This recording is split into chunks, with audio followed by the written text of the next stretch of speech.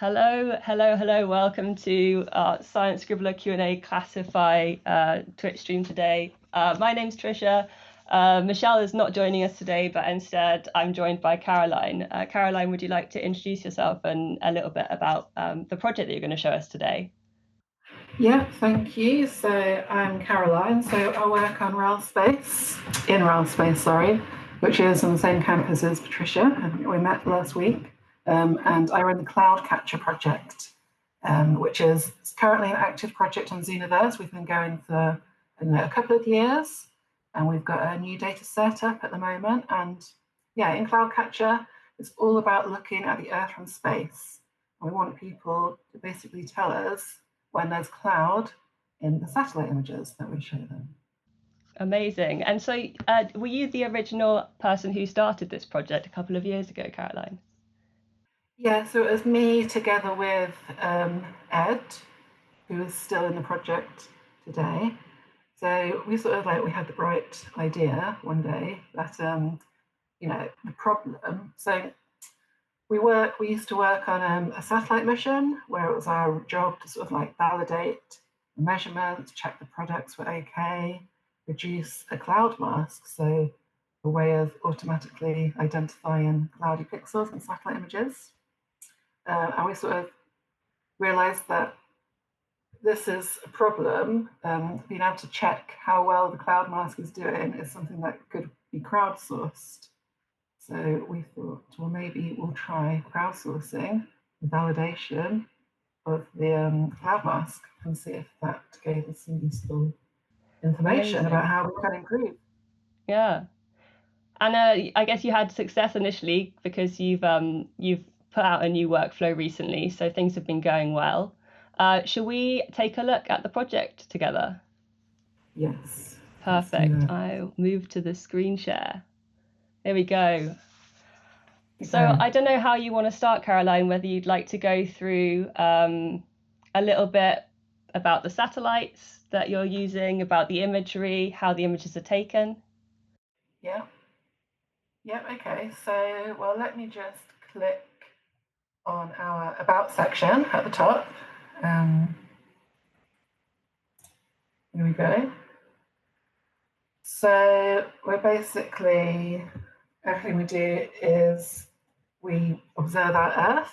So the satellite that we're working on at the moment is there to measure the surface temperature of the ocean and of the land. It's one of many Earth observation satellites that are up there continuously orbiting, making useful measurements that help us predict the weather and predict climate change, and are used by all sorts of people on the Earth. So the satellite that we are particularly interested in, had lots of experience in, is this one. It's called SLSTR, which is a nice acronym, and it stands for the Sea and Land Surface Temperature Radiometer. So it measures the temperature over the oceans and over the land. So we've actually got quite a lot of involvement in the satellite at RAL. It was calibrated here, and there's 2 instruments up there at the moment in orbit, and there's a third one that is going to go up next year. So it's like a really live, active project, live, active mission.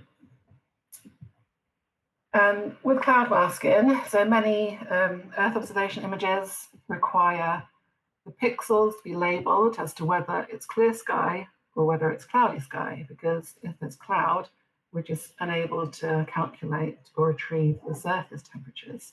So we need to differentiate that. And we can design a computerized way of doing it. And they're often quite accurate. But what we're going to do with CloudCatcher is we want to actually try and check, quantify how accurate these masks are. Now, the current best way of doing this is that, there'll be like a one-off campaign sometimes where an expert will look through loads of thousands of pixels, hundreds of images, and they'll hand label whether they think it's cloudy pixels or clear pixels. As you can imagine, it takes a lot of time. So with CloudCatcher, we want to see if we can crowdsource this, so that other people can look at the images for us or with us and label the images. And also, we hope that people will enjoy looking at the images. That's one of the favourite parts of my job, like being able to just look at the Earth from space. There's nowhere to go to find the satellite images. So that's a little bit about the project and our team page. So this is the building where we work at Rail Space, although I'm in that older building down the road. But that's the team, me and Ed, and then we've got our communications specialists as well, Vicky, who helps us, and of course our citizen scientists. So this is a cloud word that one of our work experience students made for us recently, where we sort of put together all the usernames that have worked on the project so far. Amazing. Yeah. So I guess my question, I've got a little bit of echo, Caroline. Yeah, okay. Yeah. Let me see if I can fix that. So my question for you is, how long has the satellite been up collecting data, and kind of how much data is created every day of this satellite imagery? So there are 2 satellites at the moment in orbit. So there's an A satellite and a B satellite. So it takes around 100 minutes for them to do one orbit of the Earth. And as it orbits, it's basically measuring an area of the world. I think it's 1,400 kilometers in width. So it's continually going around, making measurements. And together we almost get a full global picture of the UK each day, with some sort of gaps missing where the satellite swaths don't quite manage to get full coverage. So that's a lot for anyone to try and go through, right? Isn't it? I guess, which is why you need these automated methods. Yeah. Tell me about the satellite and the images it takes. So if it's interested in temperature, you've also got optical imaging, right? You're taking a photo. Do you also have a different camera that measures something else that you then can correlate with the visual one to compare the cloud mask to the temperature reading? Yeah, exactly. So the main thing that we use for deriving the surface temperatures is the thermal images. So we measure at 3 different thermal bands, so between 3.7 microns to 12 microns. But then we also have visible and shortwave infrared channels as well. That helps us identify clouds, and it's also used for other purposes. So people might want to use our data for finding out information about aerosols, and it's just useful information to go with the thermal. But it's mostly the visible images that we show people here, because they're much easier to spot the cloud. Yeah. But that means we're restricted to daytime. I never really thought about that, you obviously can't take visible photos at night, can you? Or at least you can't see the cloud, I imagine.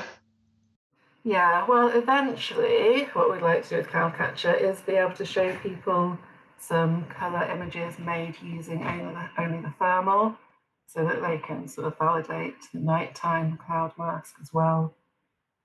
But that's a little bit more difficult to interpret. So that's why we're just concentrating on daytime for the moment.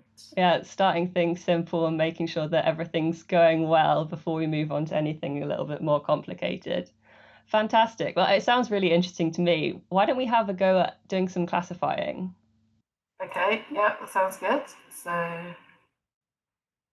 there are 2 workflows at the moment. So there's one over the global region, and there's one just over the UK. Just because we wanted to see if our UK audience might be more interested in seeing local scenes. So I don't know, do you have any particular fancy of which one? Why don't we go for UK and see if we can spot anywhere of interest? Yeah. Okay, so here we go then. So in our Cirrus workflow, we show you 4 images. So at the top, we've got what we call our natural color images. So we've produced these images so they look as close to what you might see the Earth with your own eyes. And on the left-hand side, we have a zoomed in part of the image. And there's this pink box here. And that's the area that we want people to look closely at to see if there's cloud or clear. And on the other side is our full-size satellite image. So the satellite images are released in what we call sort of granules. So a couple of minutes of data will produce these. So that just gives you an idea of where you are and sort of see a little bit of context around and about. And on the bottom row, if I scroll down, so we also show the images under false color. So this is actually our second sort of main workflow. When we first started CloudCatcher, we only showed people the natural color images so that they could spot the sort of really easy, just thick white cloud. All the results that couldn't be labeled as cloudy have now gone into our cirrus workflow. And these false color images are quite good because they help show up the really sort of thin cirrus cloud a little bit better. And yes, and it also will help us to confirm that if the scene looks clear, then it is actually clear. Right. Does that make sense? Yeah, and I remember doing my GCSE geography, and I remember cirrus clouds. Can you explain what they are compared to maybe like clouds you'd see every day, and what they look like just up in the sky? Yeah. So the low-level clouds, so your cumulus clouds, sort of like, or big flat boring stratus clouds, mostly made of water droplets. Cirrus clouds are much higher in the atmosphere, and they're made of ice crystals. So you'll see cirrus, normally on a fine sunny day. If you look up, you'll sort of see maybe it'll look a bit hazy. Maybe sometimes they look a little bit thicker. But yeah, they're really, really high clouds. Sometimes they can be quite transparent and they're quite hard to see, even in the satellite images. So yeah, they won't always be visible in these natural color images. So when we produce these false color images, we use a special wavelength in the shortwave infrared region that really shows up the high cloud. So get a bit technical here. So the wavelength that we use to do this would normally be absorbed by water vapor in the atmosphere. So when it's clear sky, you wouldn't measure anything at this particular wavelength. But when there's cloud, because it's high up, it reflects that wavelength before it gets a chance to be absorbed. And so it's pretty good for showing up a high cloud. Wow. That's why the cirrus looks a little bit red as we use it in our red color. Amazing. So take me through, like let's do a couple, and you can kind of give me your expert opinion on whether we do have cloud in these pink boxes. Okay, so the first question asks if there are any interesting features in either of the zoomed in images, that's these, inside or outside the pink box. So we asked this question just to sort of like give people a chance just to sort of look at the images and have a little think about what they're seeing. So we've got options of mountain, lake, river, is on the coast, snow and ice, or nothing in particular. So this one, I think there's nothing in particular. There's none of those categories. So I'd just click nothing, and then I would move on. And then the next question asks if there's any cloud at all within the pink box of the zoomed in image. So either the natural one or the false color. So this one here, so this image is maybe a little bit difficult. I think that's why it didn't get classed as cloudy via the first workflow. So I think that I can just about see some white cloud in the natural color image. If you look in the false color image, it actually shows up a lot better. So there's no cirrus in the pink box because the cloud looks sort of greenish, bluish color. It's still quite low cloud, but there is definitely some cloud in that pink box. I don't know if you agree. So yes. I think I do agree, but obviously, like I've not done as much of this, but I can definitely see in the zoomed out false color image, there's a strong difference there, and those bits of cirrus that are kind of reddy orange or pinky, and the other cloud. But I'm learning, so I agree with you. It's fantastic. Right, so let's click next. And then we get asked which of the images shows the cloud, whether it's shown in the natural colour one or the false colour one, or maybe it's both. So I think I can see it in both of them, so I'm going to tick both. So this question sort of will help us maybe decide that, if lots of people say that it's in the false colour only, that tells us that it's likely going to be cirrus. It's just extra information we can use in our analysis. So let me click done. And then we get shown another image. So this is quite a nice one, actually. Looking at the full-size image, that looks like a nice sunny day of the UK. I like the cloud formations over here. And yeah, it looks kind of cool, actually. A nice bit of cirrus there as well. So this is I don't recognise that place name. I don't think I can even pronounce it, to be honest. No, I'm not sure. I've never been there. I can tell you that. But to me, it looks like there might be some features there, some kind of mountainous or like hilly features.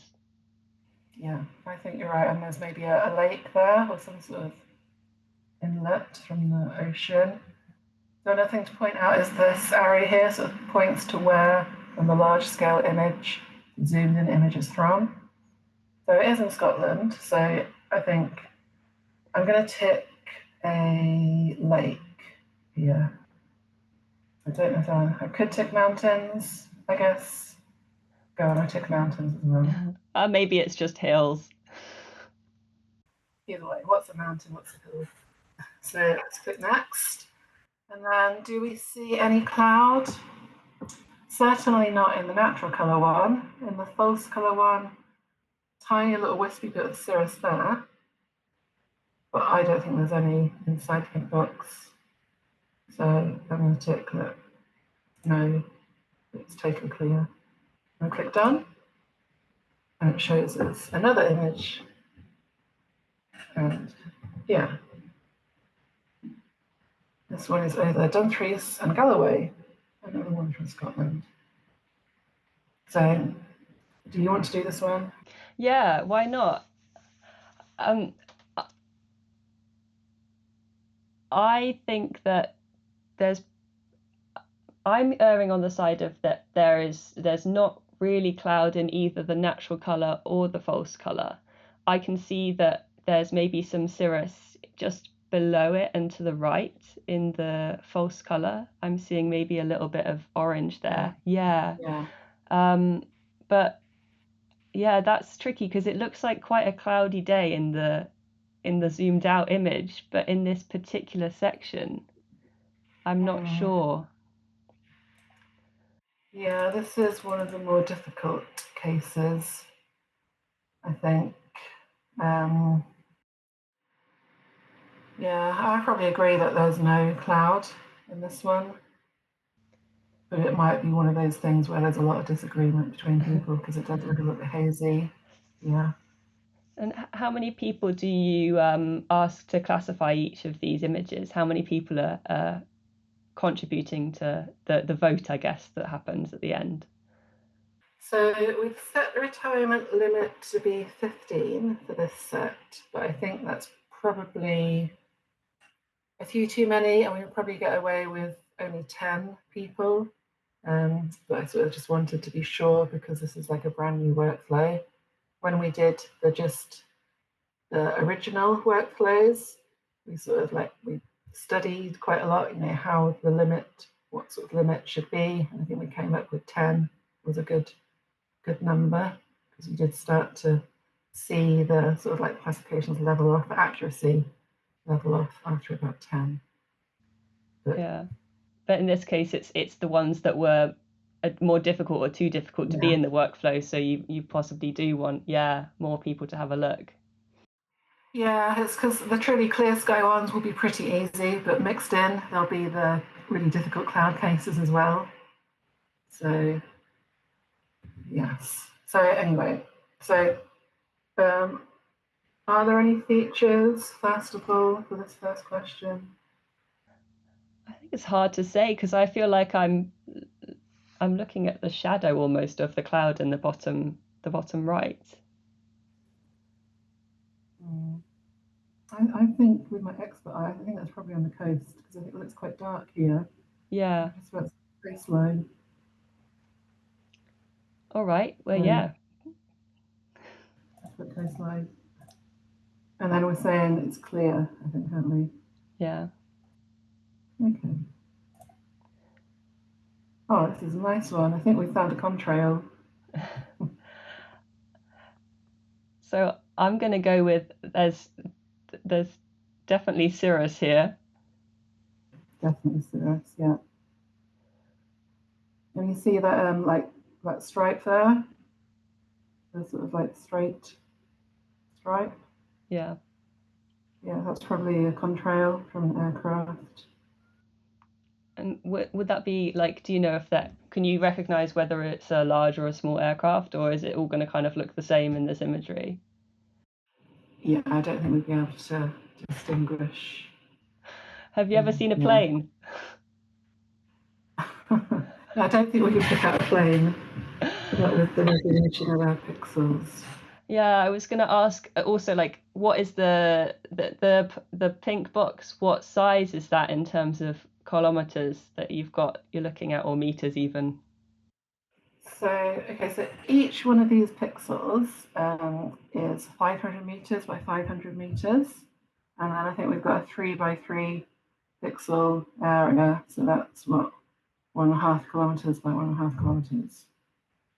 So it's quite a low spatial resolution satellite. And obviously you can get satellite images, which are much higher resolution.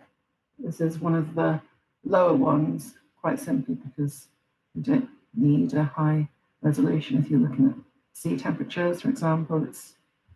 I don't really need that. Yeah. And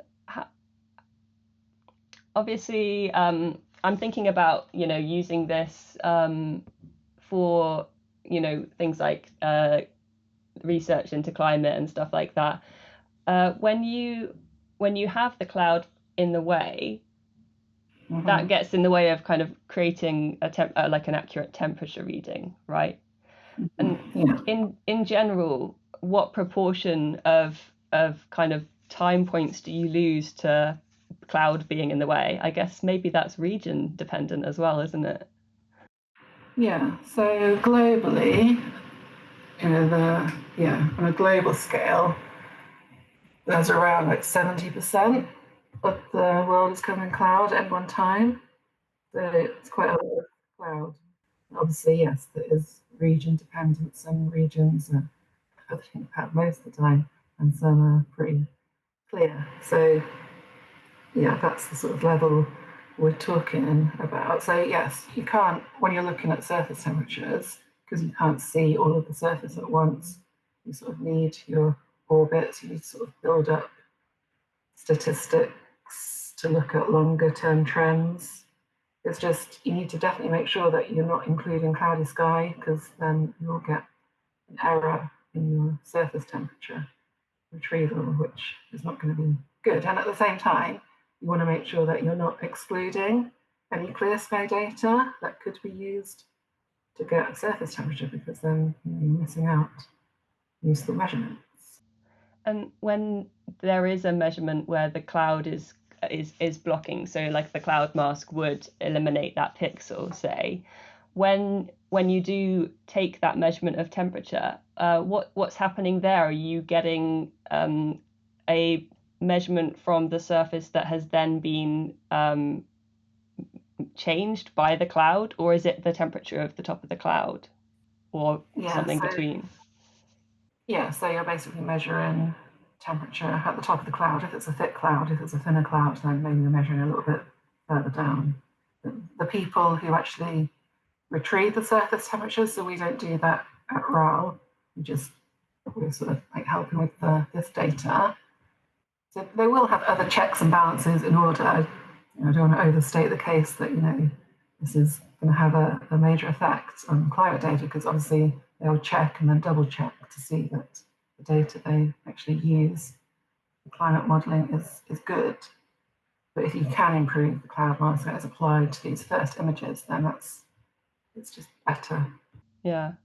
And is there any use for the measurements that you do take of the clouds? Like, is anyone interested in looking at the clouds themselves? Yeah, yeah, no, they are. So yeah, there are groups who use the measurements to study.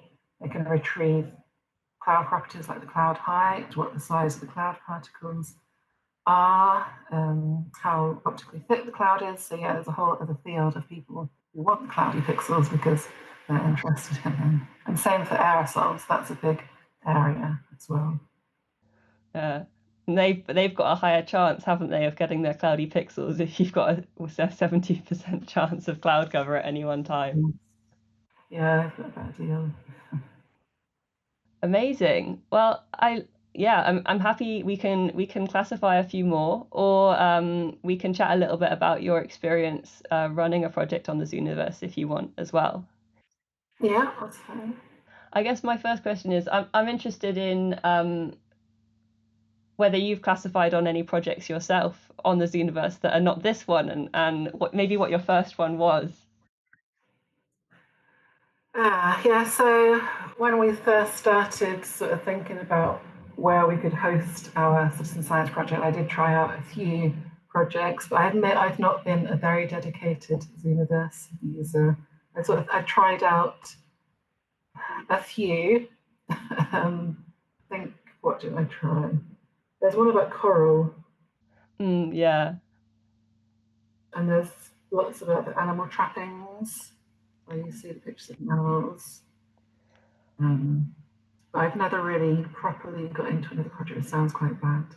It doesn't sound bad. You're spending your time. You're also spending your time on a citizen science project in kind of designing it and making sure that the explanations are there and the science is easy to understand and thorough. I think that that's a pretty big task in itself. Is there anything that you've learned from creating this project that you think is important for anyone who might be looking to design something using satellite imagery in the future? Oh. I think you've got to work with what you can work with on the Zooniverse interface. So when we first started this, we sort of didn't know what the capabilities were. We were sort of thinking, I don't know, how can we get people to classify, at the pixel level? Of course, in Zooniverse, you have to just upload images. It's just a JPEG. Like maybe there is a way of getting pixel level information, but we sort of had to adapt what ideally we wanted to do to what we could practically do with Zooniverse. So that's why we produce our images, we put a box on, sort of label stuff. So yeah, try and think about the adaptability. Yeah. And I think one of the things that we've learned with our projects is that making a task manageable is really important as well.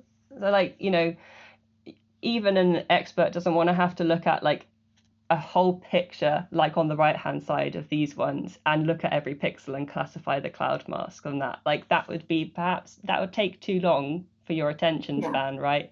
So creating these crops is important in making sure that it's just not exhausting as well.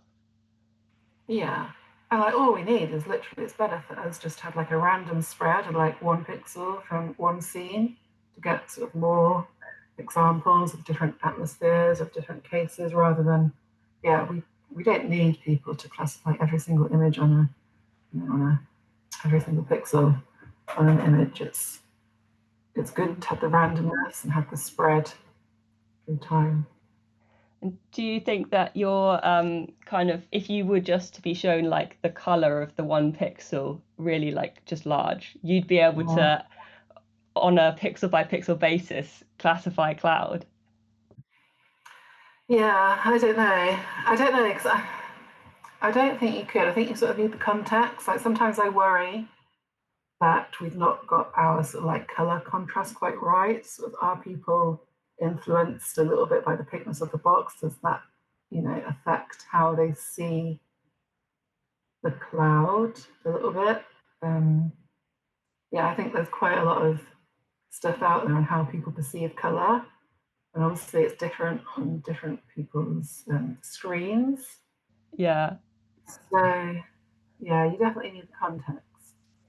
I think I'm like I always have my screen very yellow, and so I notice sometimes that like what I'm looking at is very different to if I'm showing something somewhere else, and I guess that could have an impact on the color that's perceived here. I guess you also have to choose a false color scale that is gonna have a good contrast and be likely to show well. Like I don't know whether you've ever had anyone colorblind who's contributed to the project. We'll never find out, but yeah, it's an interesting thing to think about, isn't it? Yeah, it is. Yeah, I mean, definitely some people would struggle. I mean, we've just used, so this is like a classic, we call them a recipe, like a RGB recipe. So we didn't really need to think about how to set the scales. It's basically just a off-the-shelf one. This is called a cloud type RGB recipe.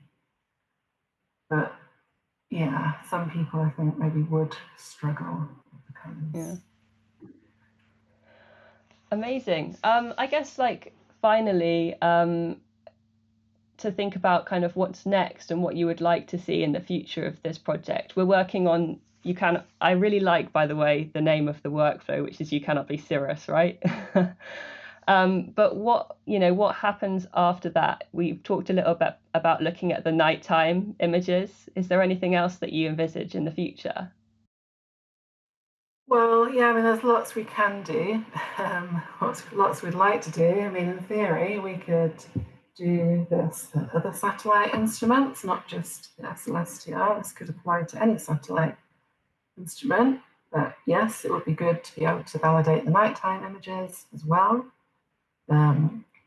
One thing which is notoriously difficult for cloud masking is cloud masking over snow and ice, but it's very difficult even for the expert viewer to sort of determine if you've got cloud or if you've not got cloud when there's a snow and icy scene. So there's potentially lots of things that we can do with it, but like our short-term goal is just to get this current data set classified, be able to see, can we usefully validate cloud mask using this method? Write it up, and then if it is shown to be a useful way, then yeah, it would be really good to have this, up routinely, or looking at specific regions or specific areas. Yeah, there's a lot absolutely. we can do with it, but yeah, we just want to do our first sort of full classification.